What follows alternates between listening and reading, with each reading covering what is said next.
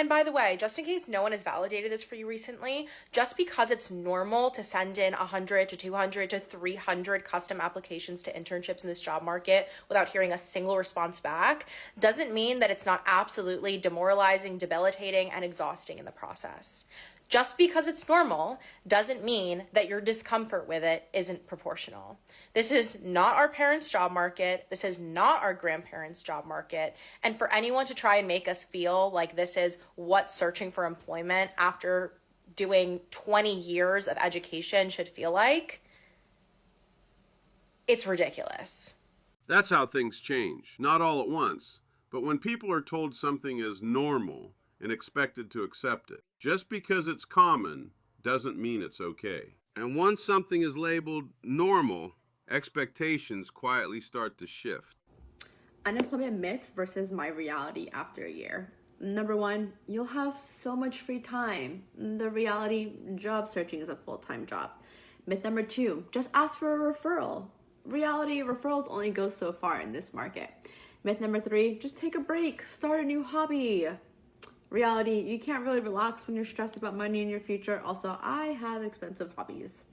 Myth number four, something will come through soon. Reality, it's been over a year, so soon is relative. If you know, you know.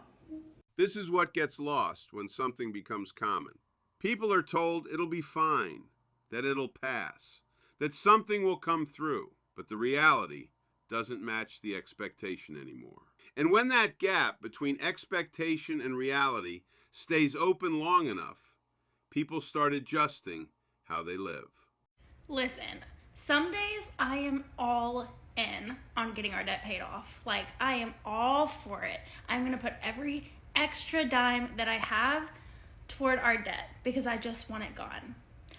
Other days, like today, I am just like, man, it's really not that big of a deal if we just make minimum payments, because then all of this extra money that we've been putting toward credit cards could just sit in our bank account and we could go and do fun things with it, or buy new furniture with it, or go on trips with it.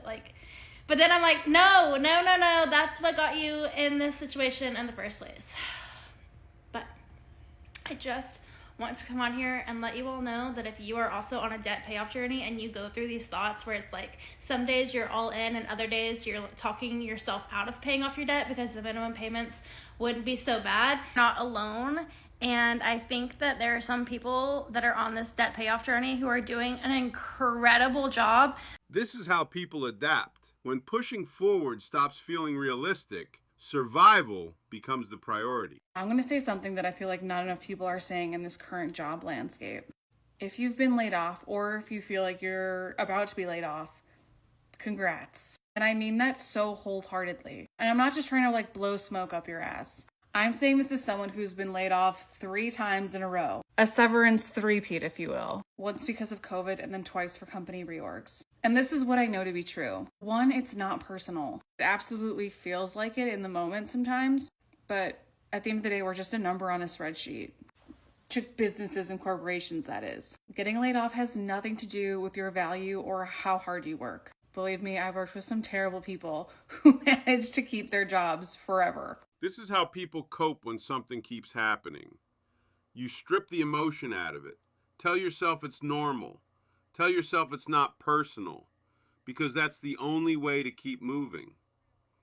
And this isn't limited to one industry or one kind of job. This is obviously a uniquely and incredibly difficult decision.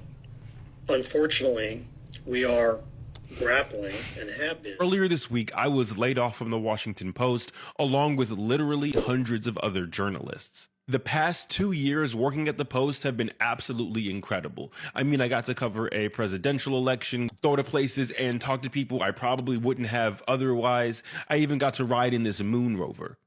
And I'm gonna get it. It was truly an honor to work with these people and to work for such an amazing audience. I mean, really, people will just stop me on the metro or as I'm walking around to talk about how much they like the stuff that we make. The internet can be a scary place, so I'm grateful we have such a great community here. Now, as for what's next, I don't really know. Obviously, I'll keep uploading here to socials, so if you know somebody hiring, know somebody in a newsroom, know somebody who's seen a newspaper, know somebody who's seen read a newspaper. That's why I got fired.